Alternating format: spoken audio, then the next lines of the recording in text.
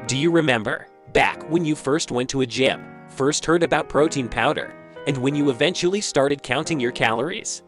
As in all areas of life, you probably made some mistakes in the beginning. There are many things you know in theory, but you don't really understand them until you put them into practice. Everyone has to figure out for themselves in the gym what works best for them, even though there are principles that apply to everyone. Because as humans, we all function relatively similarly, even if there are a few small differences.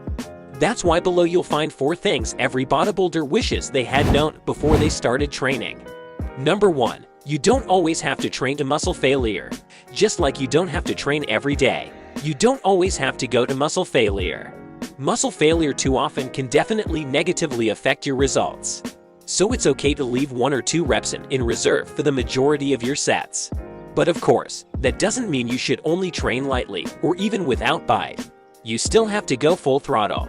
Especially when you're doing higher repetition exercises, you should also go all the way to muscle failure every now and then, because that's how you really activate all the muscle fibers. Number 2. You can't train away a bad diet. Many have tried this and many have failed. You simply can't undo a bad diet through training. If you train hard in the gym, then you must also consume macro and micronutrients in appropriate amounts to make proper progress. Of course, you can train extremely hard to create a calorie deficit, for example.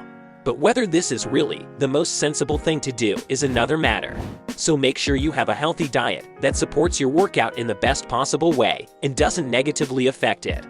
Number 3. If you take a day off, you don't lose all your muscles. When you come home from the gym and the pump is gone, of course you look a little leaner. But that's no reason to go right back to doing 20 push-ups. After you have set a sufficient growth stimulus in the gym, you have to make sure afterwards that all the building materials for the build-up are supplied and that you recover. Too low a load during training can of course have a negative effect on your success. However, a permanently too high load in training can also have a negative effect. Number 4. Bodybuilding needs time. Sure, everyone would like to train for a few months and look like Arnold Schwarzenegger. But the truth is that most of us need at least a few years of training to build a really good body. Even if you do everything optimally, train 5 times a week, eat perfectly, and stock up on the best supplements, it will take time to get to your goal. Only over time can you really get to know your body and make more and more progress. Be patient, work smart and ambitious, and you will see your body grow over time.